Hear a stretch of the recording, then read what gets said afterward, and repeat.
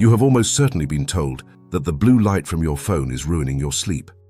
Put your screen down an hour before bed. Get blue light blocking glasses.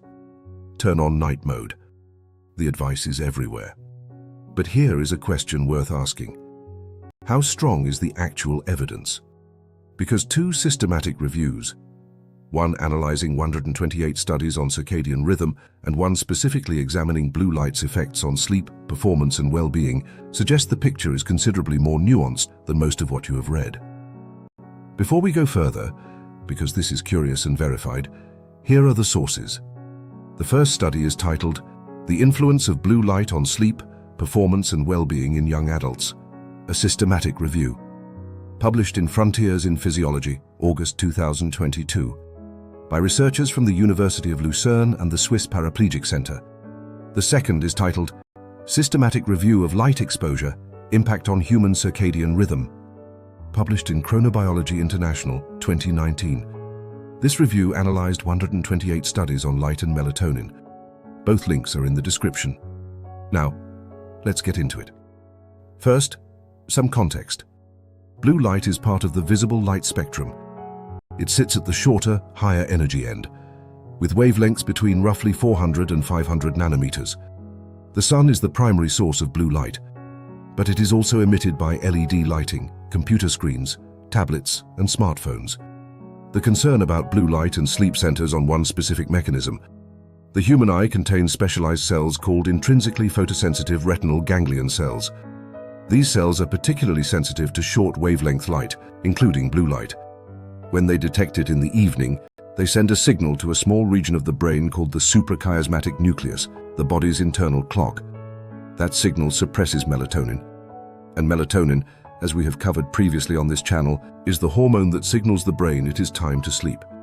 This is the biological basis for the blue light concern, and it is real. The question is, how significant is it in practice? The 2019 systematic review analyzed 128 studies on light exposure and circadian rhythm. From those, 13 studies met the quality criteria for detailed analysis, requiring a minimum sample size of 20 participants and clearly defined light exposure conditions. The findings confirmed that blue light does suppress melatonin. 2 hours of blue light exposure at 460 nanometers in the evening was associated with measurable melatonin suppression. The strongest suppression occurred at the shortest wavelengths, closer to violet than what most screens actually emit. But here is what that same review also found. Melatonin levels recovered rapidly after light exposure ended, within approximately 15 minutes. Not hours, 15 minutes. That recovery speed matters, because it suggests the melatonin-suppressing effect of blue light may be shorter-lived than the public conversation implies. The 2022 systematic review from Frontiers in Physiology looked specifically at young adults and examined blue light's effects not just on sleep, but also on performance and well-being. The researchers identified a critical distinction that is often missing from popular discussions of this topic. Not all blue light exposure is equal. Timing matters enormously. Blue light exposure during the day, particularly in the morning, is associated with increased alertness, improved mood, and better cognitive performance. The same light that may disrupt sleep in the evening appears to support wakefulness and performance during the day. The 2022 review also noted something about intensity. The blue light emitted by smartphones and tablets is considerably less intense than the blue light used in many laboratory studies that demonstrated strong melatonin suppression. Real-world screen exposure may produce weaker effects than the controlled conditions that generated the headlines. So, what does the research actually support? Based on both reviews, the evidence does point to a genuine effect. Evening blue light exposure does suppress melatonin. It does delay the circadian phase, meaning it pushes the body clock later. And it does prolong sleep onset latency, the time it takes to fall asleep. These effects are real. They are biologically plausible, and they have been replicated across multiple studies. But the magnitude of those effects in everyday conditions, with typical screen brightness, typical usage patterns, and typical room lighting, appears to be more modest than the way the issue is often presented. The 2022 review found that the evidence on blue light blocking strategies was inconsistent. Some studies found improvements in subjective sleep quality. Others found no significant difference in objective measures. The gap between how people felt they slept and what instruments actually measured was a recurring finding. Now, a critical eye. Both reviews have limitations worth acknowledging. The 2019 review found that the majority of studies on melatonin and light were conducted on adults in their 20s and 30s. Very few studies examined children or elderly adults. 39 of the 128 studies reviewed had sample sizes of 10 or fewer participants.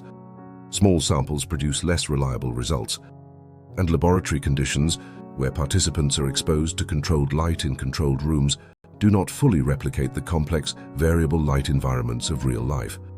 The 2022 review also noted that much of the research has focused on young adults.